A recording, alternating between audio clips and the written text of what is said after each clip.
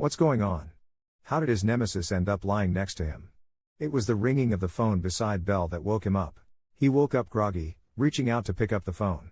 As soon as his elbow moved, the aching in his bones quickly brought him to full alertness. The phone kept ringing, and he frowned, his eyes fluttering with his movements. Feeling annoyed, he struggled to get up and hang up the phone. This movement was too much. The numbness and sharp pain from below shot up to the top of his head instantly. The pain made him grit his teeth, and at the same time, it painfully brought back memories of last night. The image of a handsome and spirited officer quickly flashed through his mind. Recalling certain details, he was almost startled awake. He stiffly turned his head back. As expected, there was a man lying next to him. And this man was actually his nemesis, Quang Man. Memories flooded back, and he remembered last night at the bar. After a few rounds of drinks, some of his friends excitedly told him that they had just seen Quang Man, whose family recently went bankrupt, at the bar. They've been arch rivals since their school days, so upon hearing this, he quickly got up and asked, "Where did you see him?" After learning that Quang Man was in the restroom, he aggressively walked in that direction, planning to properly humiliate Quang Man. As expected, as soon as the door was pushed open, they saw Ching Man washing his hands, once a business star frequently on magazine covers. And now he has fallen to such a sorry state. Thinking of this, someone took out a black card from their wallet and threw it on Ching Man. "Hey, I heard you went bankrupt. Do you need sponsorship? Just sleep with me once." But before he could finish his sentence, Ching Man revealed a thoughtful smile and readily agreed. At this moment, the people from Quan Long really wanted to light a cigarette to calm down, but obviously, the situation didn't allow it. So he could only pick up the pants from the ground and hurriedly try to put them on his legs, only to find that the pain on his body was so intense that his hands were fumbling, and he struggled to put them on properly. Just then, the man on the bed woke up, grabbing the clothes of those present. "Where are you going?" The man's voice was low and hoarse, piercing the silence, causing everyone's movements to freeze instantly. He turned his head, and saw Ching Man's lightly raised eyebrows, his eyes holding a casual but deliberate question. "You're not thinking of running away after sleeping with me, are you?" Everyone's eyes widened as they stood up and distanced themselves from him. "Me? Run? Why would I run if you don't?" But his movement was too abrupt, accidentally straining his waist, causing him to grimace in pain, yet he absolutely wouldn't show weakness in front of Ching Man. So he gritted his teeth and said, "I'm going to buy you a coffin. What style do you like?" Ching Man sat up, his gaze sweeping over a certain part of his body before he casually but deliberately said, "Any style will do. Just keep your word and pay me the sponsorship money first, or I won't acknowledge you after sleeping with you. Since you're instantly happy, should I sleep with you or you with me?" Chi Man, smiling ambiguously, raises his eyes and asks, "Then, are you satisfied?" Jiren is taken aback. Following Chi Man's words, he shifts his gaze, glancing at Chi Man's figure beneath him. Then he scoffs, "Pleased? You wish. With that toothpick of yours, it's not even enough to fill the gaps between my teeth." Upon hearing this, Chi Man nods, then lifts the quilt and says, "Just you wait." Jiren, shocked, asks, "Wait for what? You want to fight?" As he speaks, he picks up the trousers from the ground and throws them over. "If you want to fight, at least put on your clothes. Otherwise, it'll be indecent if an ambulance comes and you're carried out naked." Chi Man, accepting the challenge, says, "I have professional integrity, I don't fight with my patrons. I'm going next door to ask." Jiren, confused, asks, "Ask what?" Chi Man chuckles, "To ask if they heard any moaning last night." Then he continues, "Also to tell your friends that you want a freeload." Jiren is shocked, he had never realized Chi Man could be so shameless. Although they are sworn enemies, Chi Man is usually cold and distant, unlike today, where he clings on demanding sponsorship fees, not at all like the same person. Jiren says, "Chi Man, you've lost all shame." Chi Man casually replies, "I'm bankrupt already, what's the point of keeping up appearances?" "Fine, you're ruthless." Jiren, pulling out a black card from his pocket, tosses it onto Chi Man again. "The pin is 19,951, you can only spend 500,000, any more and I'll kill you." Chi Man catches it skillfully, the card spinning on his finger. "All right. Since you've sponsored me, I can agree to any request that doesn't threaten personal safety. Everything else can wait. For now, there's just one condition." Jiren grits his teeth and says, "In the future, if anyone asks you about that matter, you must say, 'It was me who did you. The first time, I didn't know how to control it, it's my fault for not serving well. Here's my medical report, rest assured, I'm not sick." Previously upon waking up and finding his nemesis sleeping next to him, remembering his drunken foolishness from the night before, he originally planned to sneak away. Who would have thought the nemesis, Chi Man, would wake up at that time? Not only that, but he also claimed that Fo Wen had already booked him and demanded payment. Left with no choice, Fo Wen handed him his card. The only request was that if anyone asked about what happened last night, Shi Man must say it was he who was slept with. To his sponsor's request, Shi Man raised an eyebrow and smiled, "Got it. If anyone asks, I'll say you were amazing, did me to death, and didn't let me rest for the entire night." Fo Wen was furious, feeling like his lifespan was reduced by 20 years. "Damn it, I didn't ask you to be so detailed." "Alright," Shi Man nodded, taking out his phone, "let's exchange contact info.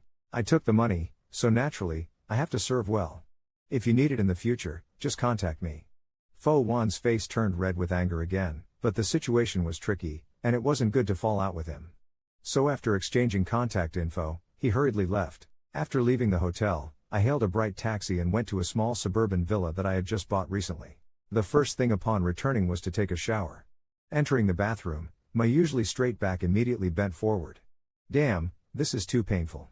Not like the pain of bleeding from a fight. It's a sharp pain, hidden yet intense. Just then, my phone by my side rang, and I irritably picked it up. To see a strange message, "Are you alright?"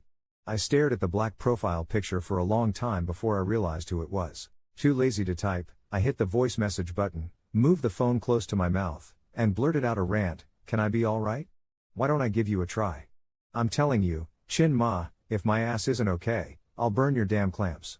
Chin Ma smirked, and replied with 2 voice messages, "Where are you? I'll take you to the hospital. Save your threats of burning my house. You're scared to face even a delivery boy, let alone a doctor. You might as well die.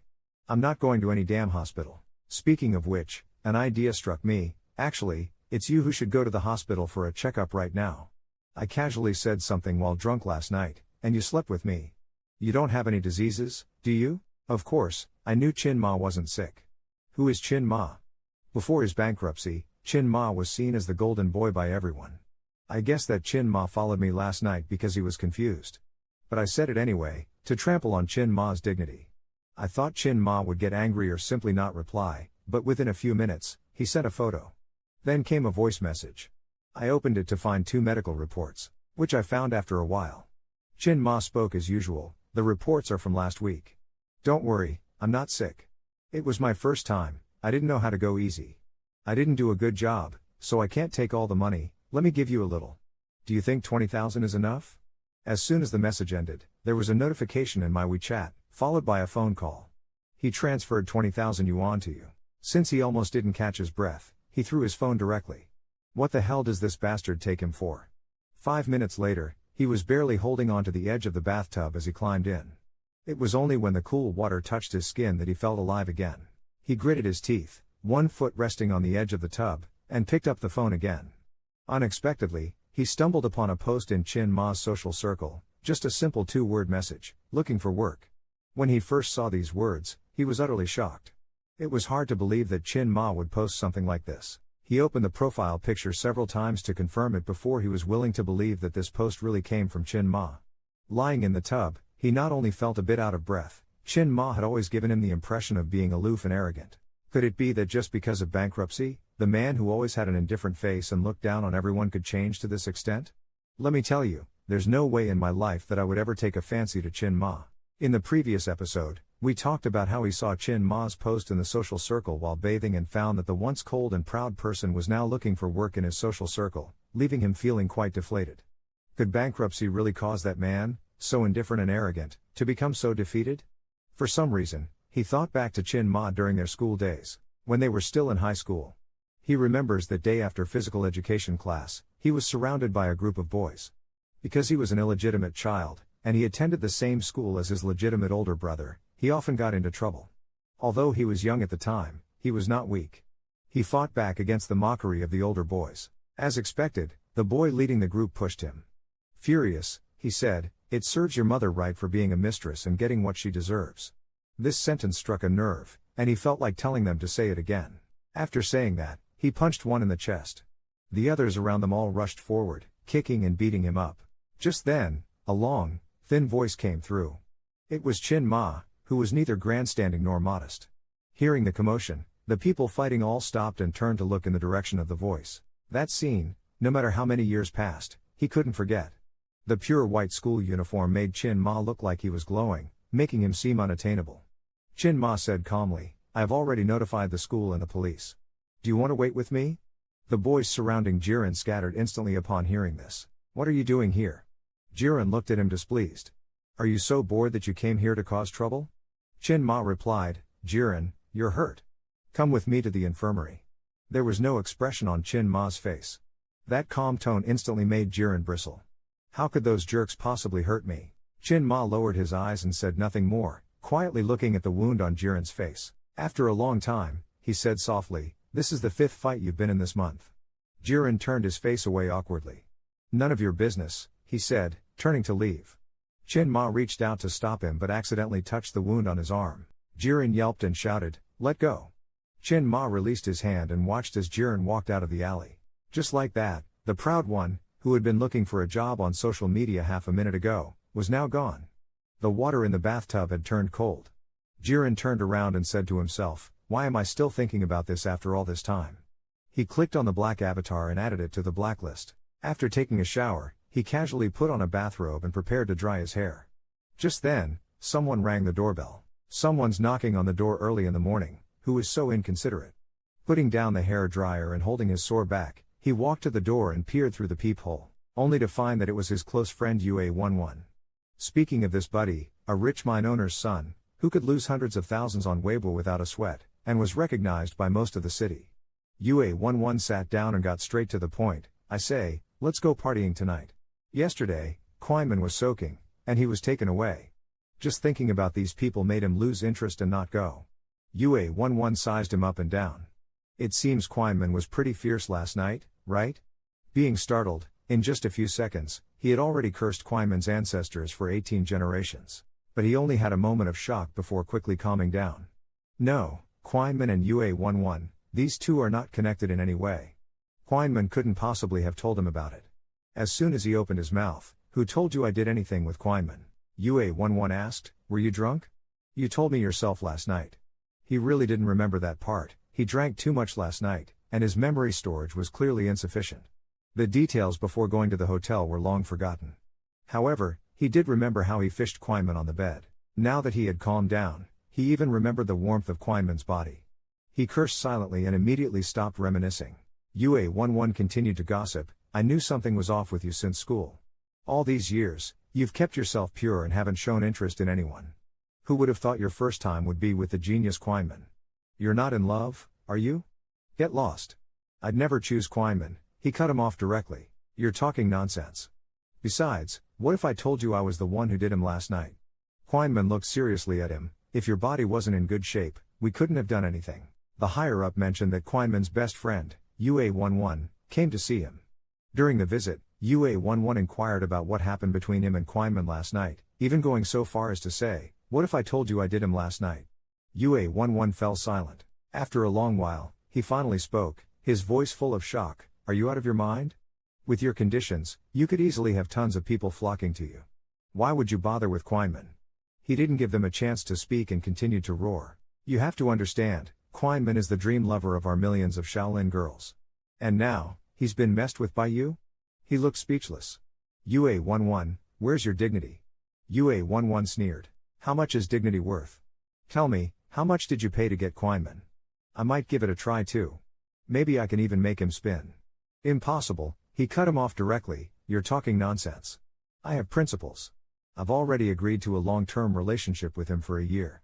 Yue11 waved his hand dismissively, so boring. Then take Quinman out tonight. Everyone knows you left with Quinman last night. They're all waiting to see you show off. Hearing this, he frowned, everyone knows?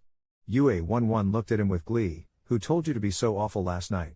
It's no surprise everyone knows you've bagged Quinman. He had a headache. Last night, he hadn't really intended to do anything with Quinman. Bagging him was just supposed to be like getting another little brother. But the situation had spiraled completely out of control. In the end, he could only say helplessly, all right, see you later. The silver Lamborghini was on the road and whenever it hit a red light, it always drew attention from nearby cars. He took out his phone, opened the search engine, and typed in, how to re-add someone after blacklisting them on WeChat. He thought to himself, since I've already said I'm going to bag Quinman for a year, I have to see it through. After adding Quinman back as a friend, he immediately sent him a voice message, where are you? I need to talk to you. Send me the address, I'll pick you up. After sending it, he tossed his phone aside, holding the steering wheel with one hand and resting the other casually on the car door. As soon as the light turned green, the car took off with a roar. When he reached the agreed location, he had just parked the car when he saw Quinman walking out. He was wearing a simple white hoodie and black jeans, standing straight by the street, his tall figure very eye-catching. He couldn't help but glance at his own black hoodie and jeans, feeling a bit out of place. As he got out of the car, he saw a young woman walking toward Quinman. He didn't know what she said to Quinman, but Quinman's expression remained indifferent as he shook his head. Watching Quinman's aloof demeanor, he once again remembered the cold look Quinman had during their school days when he wore his uniform, always keeping people at arm's length. This really suited Quinman's persona. He was watching with great interest, but unexpectedly met Quinman's gaze. Quinman raised an eyebrow, refused the woman's business card, and walked straight towards the car. Quinman got in, fastened his seatbelt, and then turned to him, asking, "Is your body okay?" He didn't expect him to bring up the matter as soon as he got in. He almost lost control of the gas pedal and angrily turned his head. "None of your business." "Of course, it's my business." Quinman shot him a glance. Calmly, he said, "If your body isn't in good shape, we won't be able to do anything later." He told himself to stay calm. Getting angry meant losing. Right now, the priority was to finalize the one-year contract with Quinman.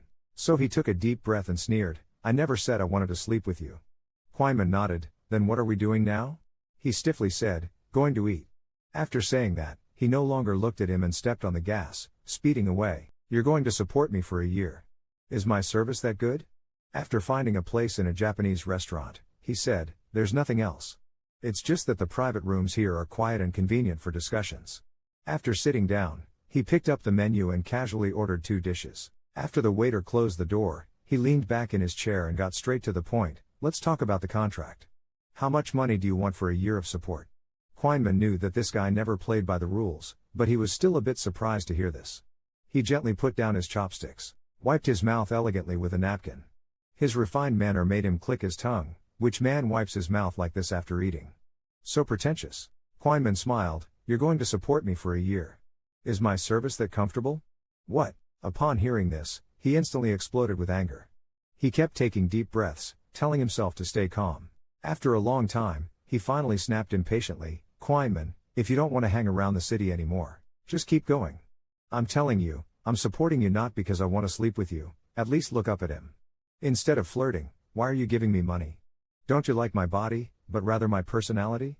Jiren corrected with gritted teeth, deliberately choosing harsh words. "It's because I want you to sleep with me, satisfied?" He slammed his phone down with a thud and continued, "Not only that, but you also need to be available whenever I want. When I say left, you don't go right. Also, during our contract period, you're not allowed to mess around with others. I don't like my lover putting a green hat on me. Anyway, I'm a person with high standards, so take your time and raise your price. Don't sell yourself cheap." Quinman swallowed his sashimi and looked at him, saying, "How much money do you have there?" Jiren paused. "What do you want to do?"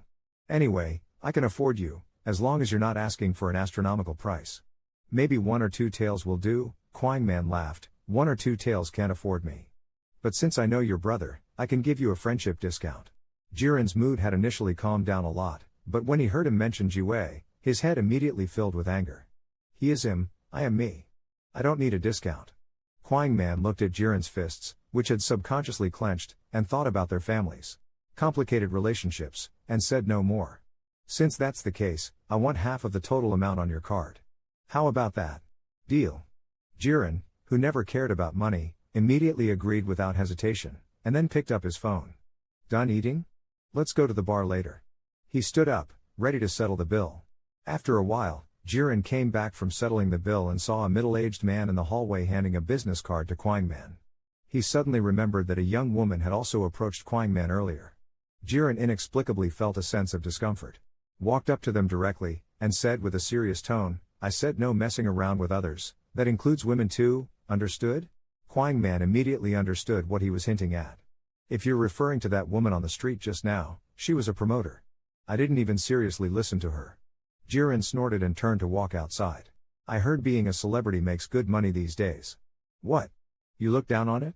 Quinman said lightly, "No experience, can't do it well," and, Jiren, seeing him stop halfway through his sentence, impatiently asked, "And what? And if I sleep with you, I can make a lot of money. Why would I want to get into that muddy water? Jiren was stunned by this statement. God, has this guy's character crumbled to this extent? He took out a cigarette, pretending to be calm. Can you stop mentioning sleeping with me? When we go to the bar later, be careful with your words. If you let something slip, I'll make sure your family goes bankrupt again. Before he could finish his sentence, his hand holding the cigarette was grabbed by Kwangman. As the person in front of him got closer, Jiren's heartbeat quickened slightly. What are you doing? Kwangman lowered his head and whispered slowly in his ear, look to your right. Jiren, confused, turned his head and saw a prominent no smoking sign on the wall, and was instantly speechless. You can play around all you want, I'll drink for you. Guys, who can resist such boyfriend power? The spot UA11 reserved was the best table at the bar. The booth was full today, and those who couldn't sit were standing around. UA11 turned around and immediately spotted Jiren and Kwangman. It wasn't because he had sharp eyes, but because the two of them stood out too much, one in front of the other in the crowd. When everyone saw UA11's gesture, they immediately knew who had arrived and stopped their conversations, all looking back in unison. Although they had heard about it from UA11 beforehand, seeing Kwangman next to Jiren in person still surprised many people, their eyes widening in shock. Even though the place was packed today, they still saved a spot for Jiren.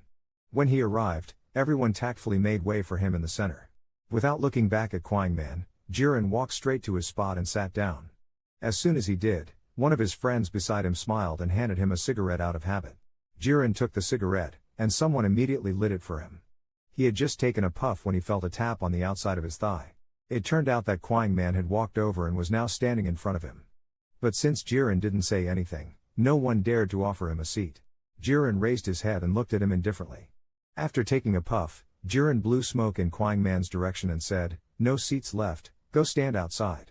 Seeing Kwangman's unchanged expression, everyone immediately understood that Jiren wasn't joking. He really had Kwangman wrapped around his finger. Watching this scene, two men in the corner couldn't help but exchange glances. Is it really okay for Jiren to treat Kwangman like this? His family's already bankrupt, what could go wrong?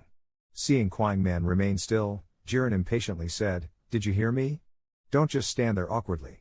UA11 stood up to interrupt and waved at the person on Jiren's left, quick, move over and make a seat for Kwangman. Knowing UA11 was trying to smooth things over, Jiren flicked his cigarette ash without a word. Seeing that Jiren had no objections, the person next to him cautiously made room. Kwangman calmly sat down on Jiren's other side, and the entire booth instantly fell into an awkward silence. UA11 couldn't help but tug at Jiren's sleeve, trying to break the tension. Little Ranran, you really know how to control the situation. Bringing Kwangman here today, you've really opened everyone's eyes. Just as he finished speaking, someone suddenly challenged, Jiren, you're late, you owe us 3 drinks. The challenger was Gu Jae, a well-known playboy, who had always had a contentious relationship with Jiren. He casually placed his hand on the back of the seat, holding a glass of wine in the other. Come on, I'll drink with you. Jiren shot a glare at UA11, silently asking, why did you invite all these clowns? UA11 looked innocent, it wasn't me, he was at the table next to us. It seems he came just for you. Seeing his reaction, Jiren said no more and didn't even look at Gu Jae. He simply picked up the full glass of wine in front of him and downed it in one gulp. Gu Jae's face twisted in anger as Jiren's dismissive attitude infuriated him. Damn it, this guy was ignoring him. What an ungrateful brat. Gu Jae drank while eyeing Kwangman, who was sitting next to Jiren. He refused to believe that the cold beauty of the Chin family could really be subdued by Jiren, a bastard child. Fu Jae extended his glass in front of a woman with exposed shoulders and ordered her to pour him some wine. The woman obediently grabbed the bottle and poured the wine for him. Jen smirked, realizing what Fu Jae was trying to do, and then turned to the person beside him. Hey, Chin Man elegantly crossed his legs and hummed. Pour me some wine.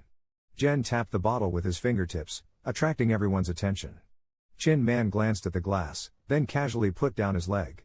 He took a handkerchief, wrapped it around the bottle that the woman had just held, and gracefully poured the wine for Jen. Chin Man's wine pouring skills were impeccable, not a drop was spilled. Jen looked speechlessly at the glass, which was almost overflowing. With a hint of a smile, he asked, pouring it so full, afraid of wasting the wine, are you? Chin Man chuckled softly, always. Fu Jae noticed the two of them whispering intimately and slammed his glass down heavily on the table. He spoke up, Jen, you usually can't hold more than 3 drinks. Dare to have a few more with me? Jen sneered, why not? Fu Jae waved his hand, signaling the waiter to bring several more glasses. It's too boring to drink one by one. Let's do 10 at once, what do you think? Sure, Jen replied nonchalantly. He was long accustomed to such challenges.